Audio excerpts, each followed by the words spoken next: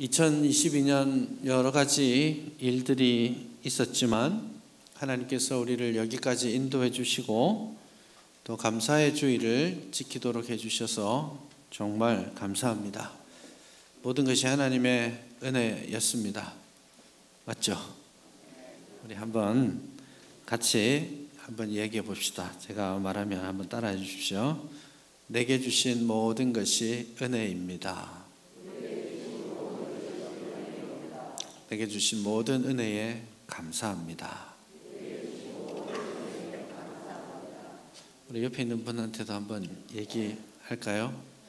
옆에 있어 주셔서 감사합니다. 고맙습니다. 진짜 매직입니다. 이 마법 같은 소리가 감사합니다. 고맙습니다. 이 말인 것 같습니다. 12월이 아직 남아있긴 하지만 추수감사주일부터 해서 12월까지를 하나의 덩치로 생각합니다. 보통은 이제 추수감사주일은 미국에서 생긴 그 절기이죠. 구약에 나와 있는 건 초막절이라고 되어 있고, 초막절은 사실 달력을 따지면 우리나라의 추석하고 오히려 더 가깝습니다. 시기적으로 더 가깝고 의미도 맞는데, 추수감사주일은 이제 미국식입니다. 네, 미국은 이제 추수감사주일 지나고 오는 목요일이 추수감사절입니다.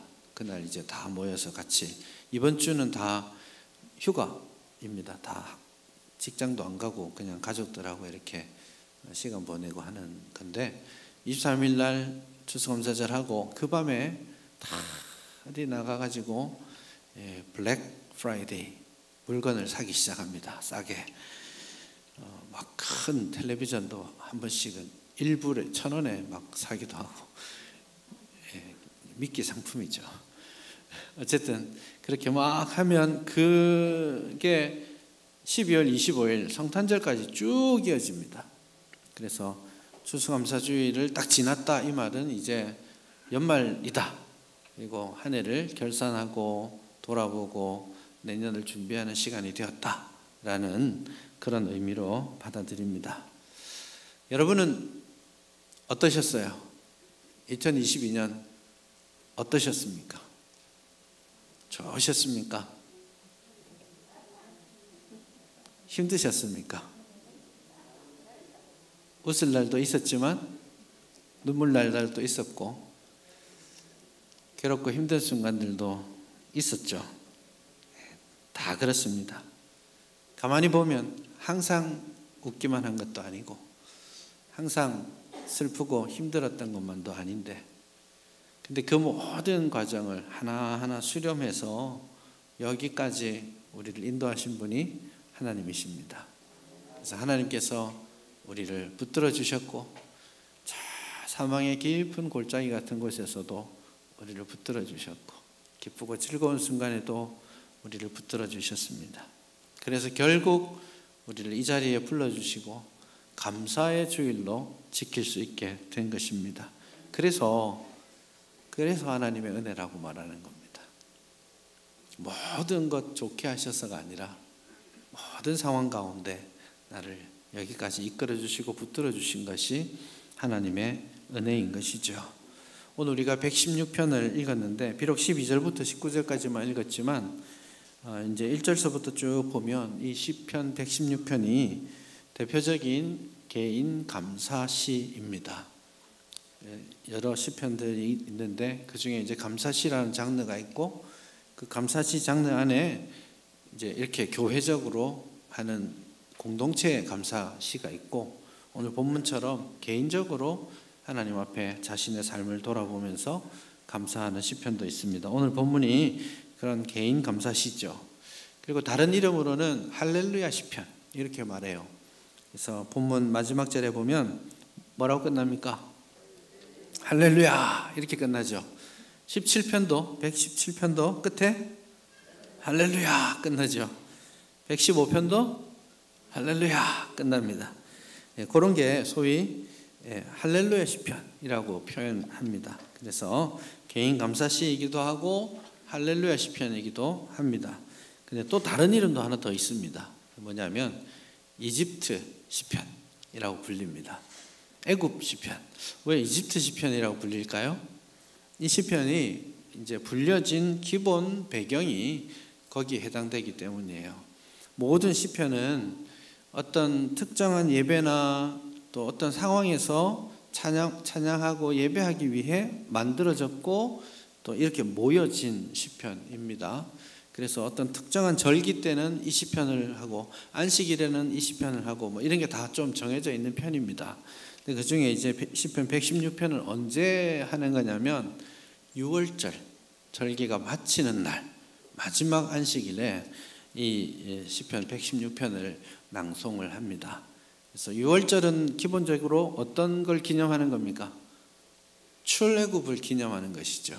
그래서 애굽에서의 고통과 눈물, 그 부르짖음 그것들을 하나님께서 들으시고 구원해 주시고 출애굽하게 하시고 하나님의 언약의 백성으로 삼아 주신 것에 대한 돌아보면서 하나님께 감사하는 그런 것이죠.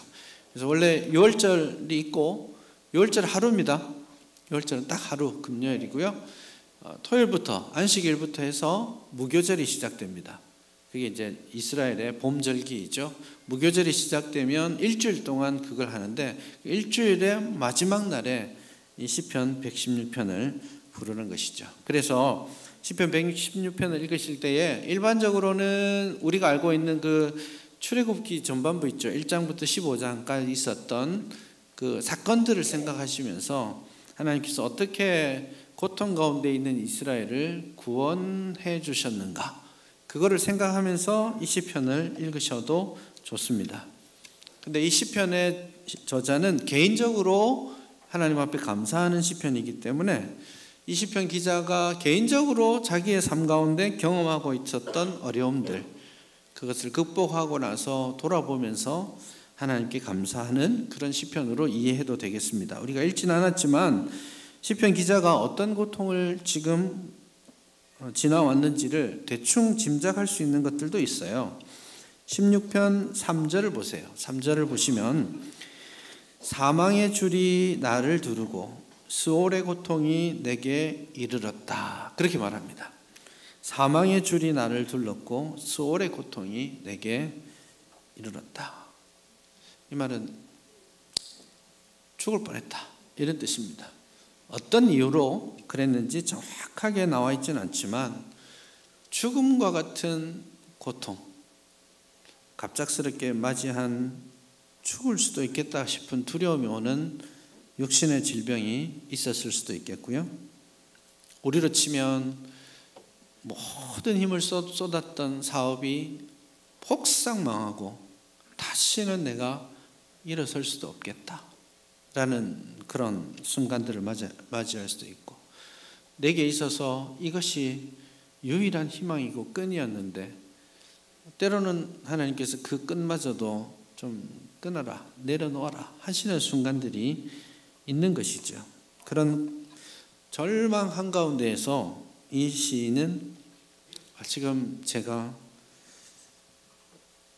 정말 깊은 사망의 한가운데 있습니다.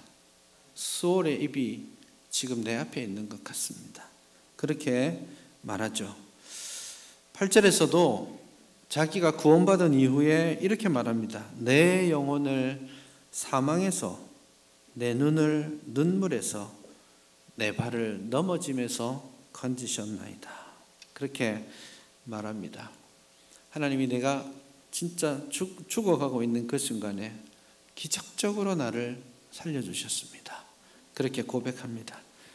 내 눈을 눈물에서 건져주셨습니다. 너무 멋있는 말 아니에요?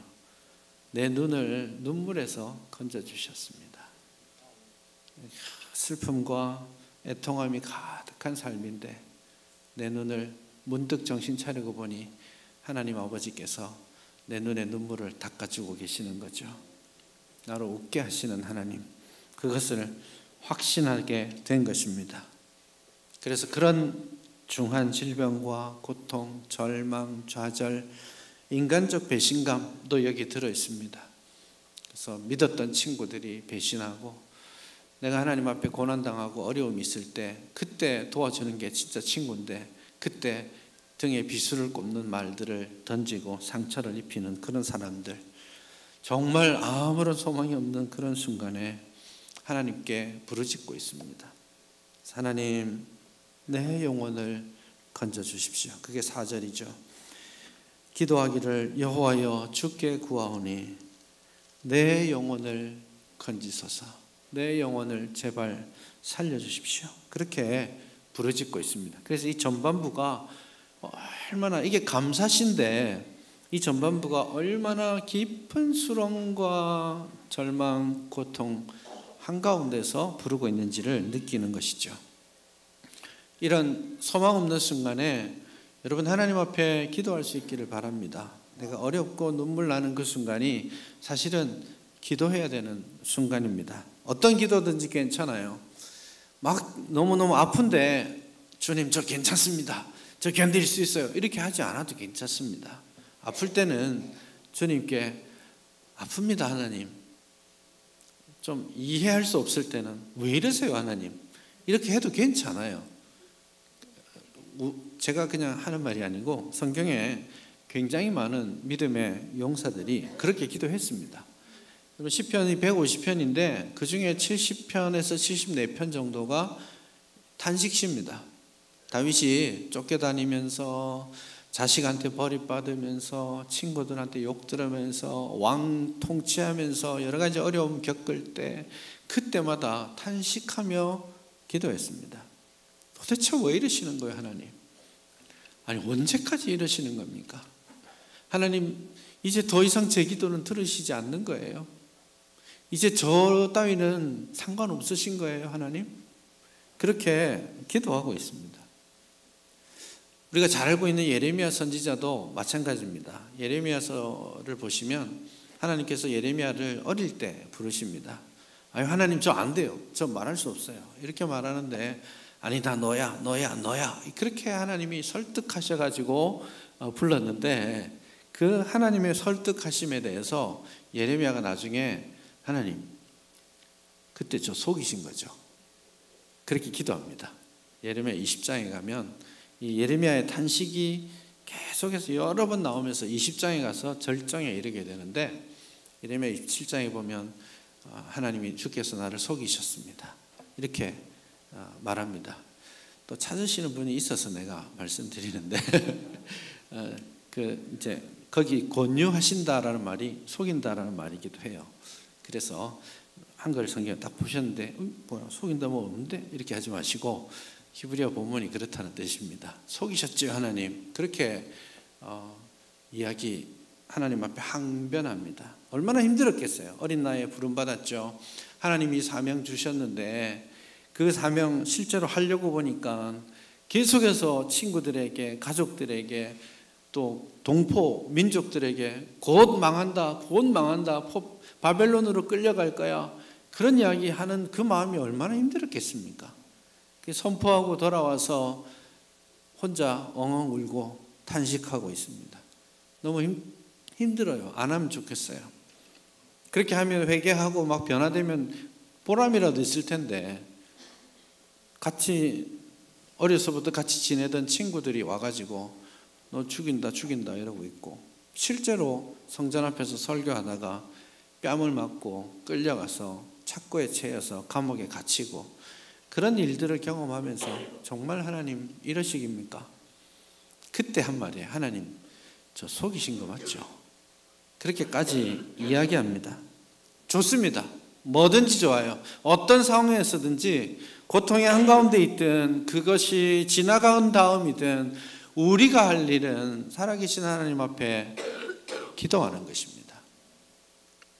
그렇게라도 할 수 있는 것, 그것은 우리 하나님께서 살아계신 분이기 때문에 우리의 기도를 들으시고 응답하시는 분이시기 때문에 우리 기도할 수 있습니다. 고통의 소리 괜찮아요. 적어도 그 고통의 소리를 이웃이 아니라 세상이 아니라 하나님을 향하고 있다면 그 또한 좋은 일입니다. 그래서 여러분 어려움 가운데 있습니까? 눈물 가운데 있습니까? 다시 시작할 수 있을까 절망되는 순간 가운데 있습니까? 지금이 하나님을 부를 때입니다. 기도할 때입니다. 여호와여 주께 구하오니 내 영혼을 건져 주옵소서. 이 시편 기자의 이 기도가 우리의 기도가 될 수 있기를 바랍니다. 오늘 1절 2절을 보시면 그렇게 기도했더니 하나님께서 들으신다고 말씀하죠. 여호와께서 내 음성과 내 간구를 들으심으로 내가 그를 사랑하는도다. 그의 귀를 내게 기울이셨으므로 내가 평생에 기도하리라. 안 들어주시는 것 같아도요, 들으십니다.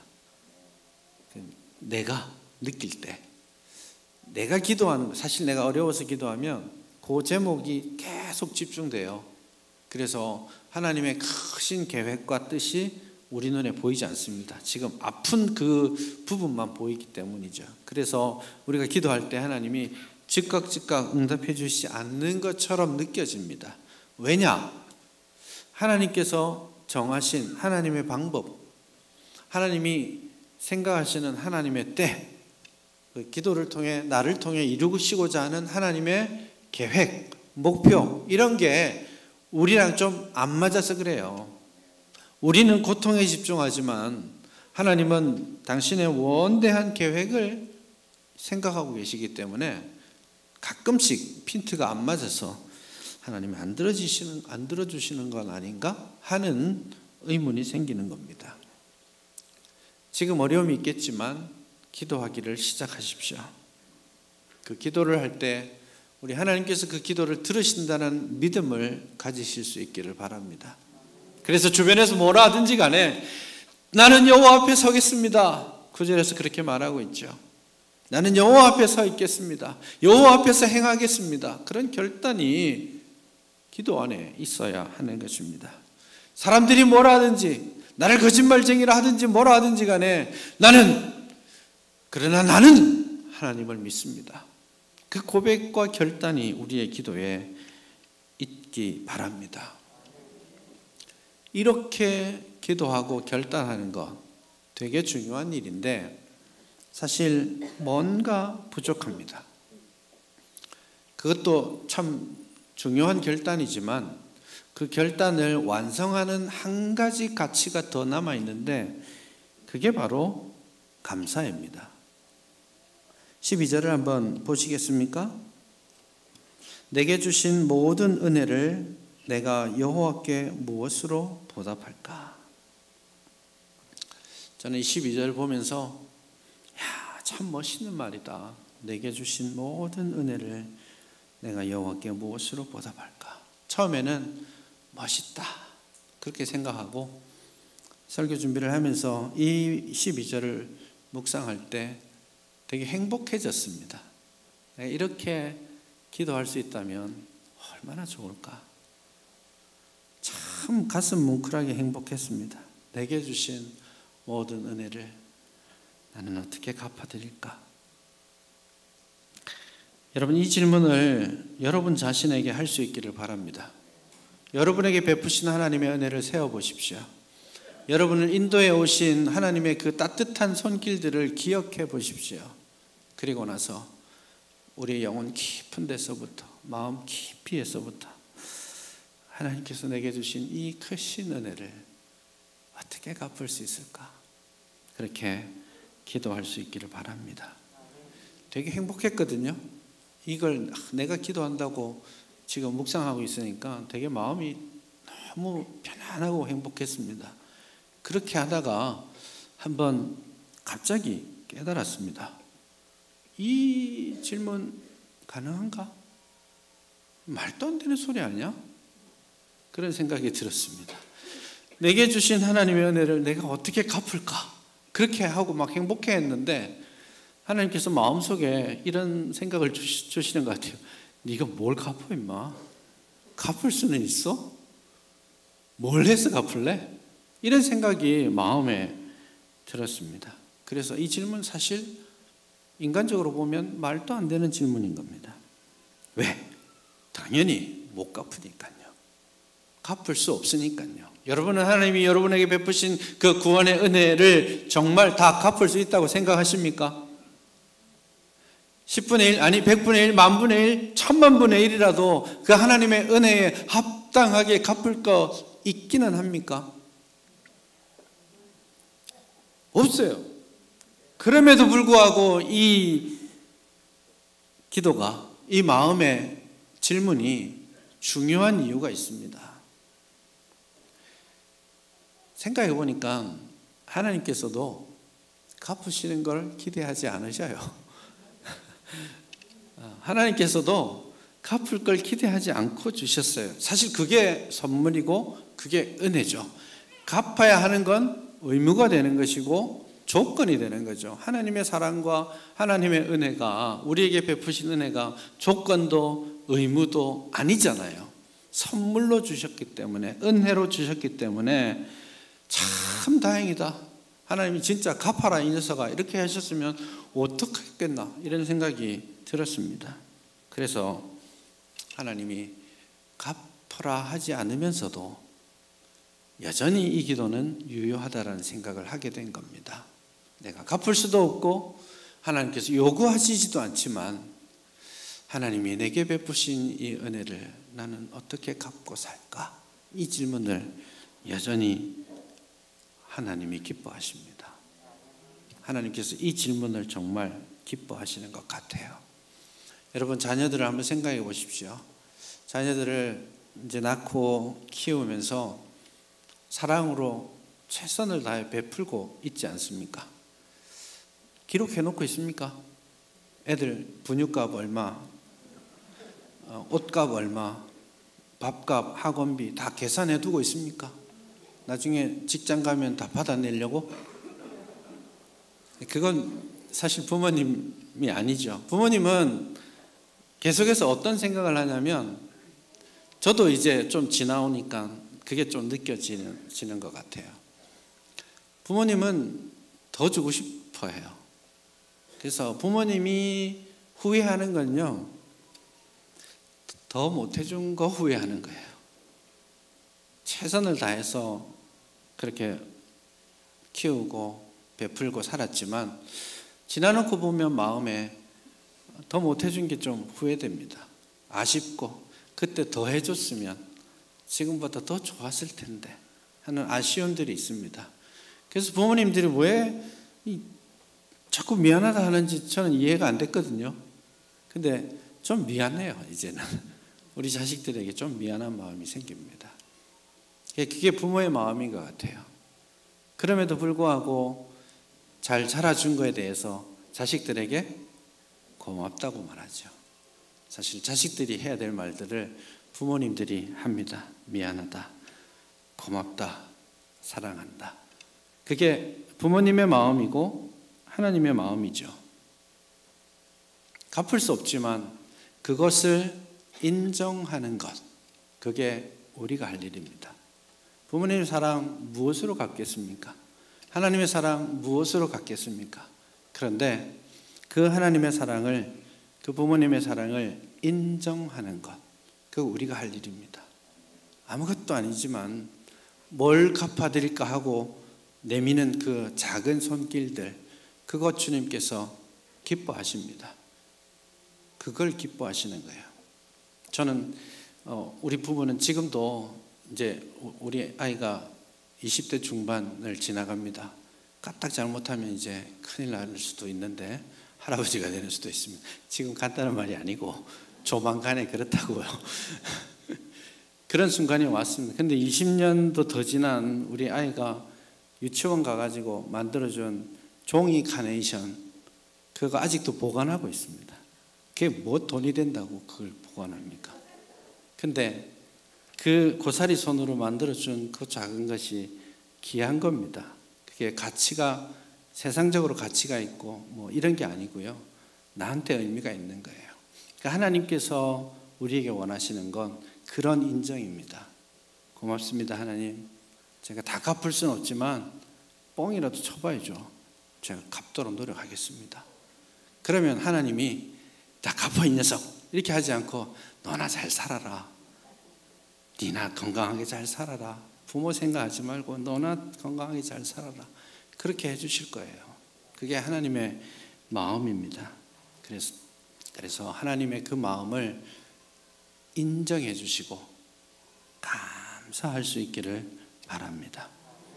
그래서 정말 말도 안 되는 질문이지만 우리 그 마음 가집시다.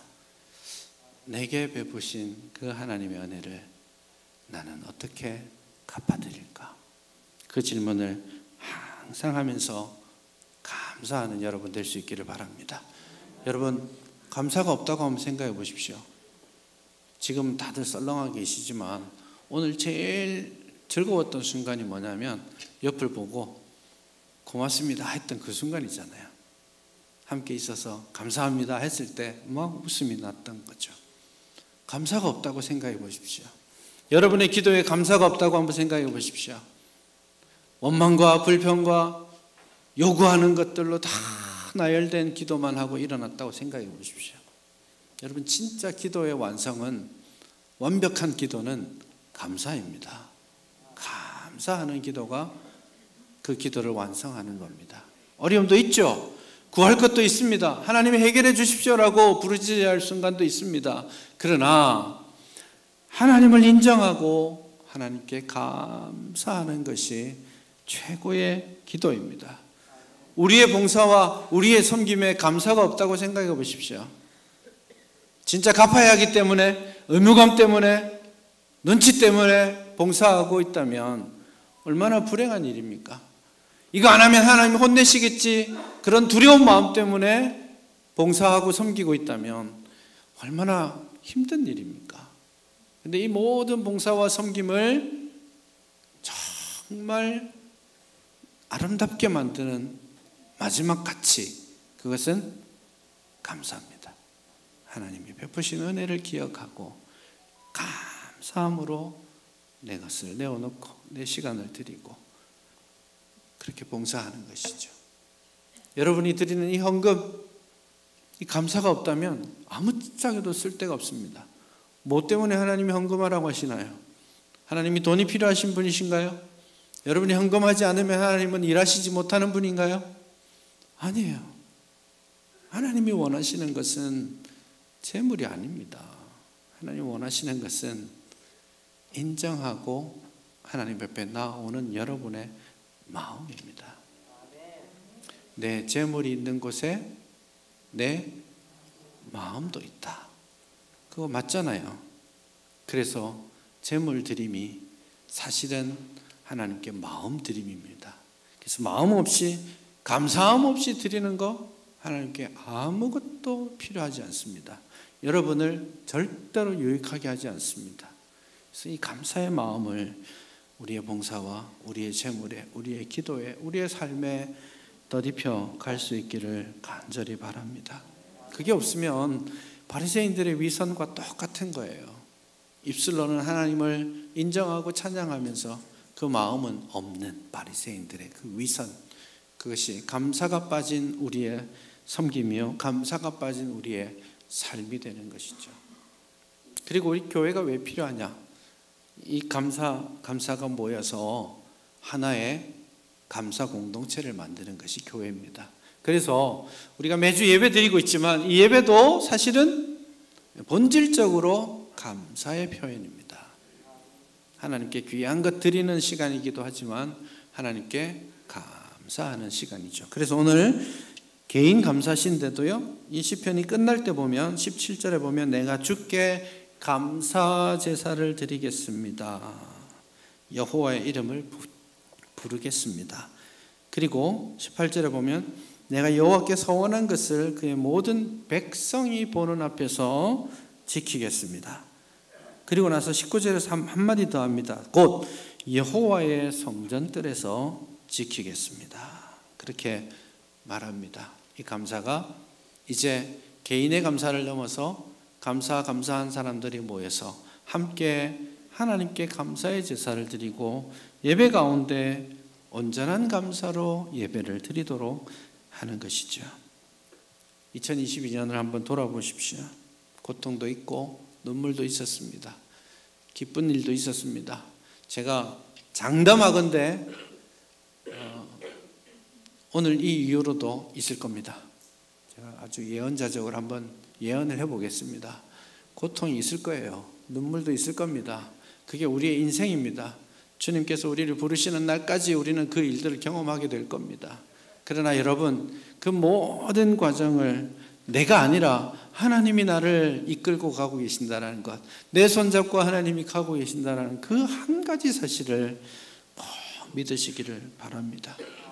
고통에 집중하지 마시고 내 손잡고 계신 주님께 우리의 시선을 맞추어 드리십시다. 우리는 감사할 게 더 많습니다. 이제 이 말씀만 하고 마칠게요. 오늘 이 시편 기자는 죽을 것 같은 고통에서 구원받아서 감사하다고 말하잖아요. 나는 그런 경험이 없는데 생각도 잠시 하다가 이런 생각이 들었습니다. 난 죽었다가 살아났잖아. 허물과 죄로 죽었던 너희를 살리셨다. 그게 에베소 2장이 우리에게 가르치는 말씀입니다. 그러니 우리는 죽을 것 같은 고통 가운데 있다가 살아난 것이 아니라 이미 죽었고 아무 소망 없는 삶을 살았던 우리를 주 예수 그리스도께서 먼저 찾아오셨고 먼저 사랑해 주셨고 먼저 희생해 주셨고 먼저 피 흘려서 우리를 구원해 주셨습니다. 이 사실을 깨닫는다면 우리가 더 큰 감사와 더 큰 기도로 하나님 앞에 서야 하지 않겠습니까? 감사의 제사를 드려야 하지 않겠습니까? 내게 주신 이 은혜를 무엇으로 갚을 수 있을까? 가슴을 치며 하나님 앞에 기도하며 결단해야 하지 않겠습니까? 내가 여호와의 집에 영원히 거하겠습니다. 누가 뭐라 해도 내가 하나님 앞에 서 있겠습니다. 하나님 앞에서 행하겠습니다. 그런 기도가 우리에게 있어야 하지 않겠습니까? 감사로 제사 드리는 자가 하나님을 영화롭게 하나니. 이 고백이 우리에게 그리고 그 삶이 우리 제일영도교회 공동체 예배 가운데 풍성하게 나타날 수 있기를 바랍니다.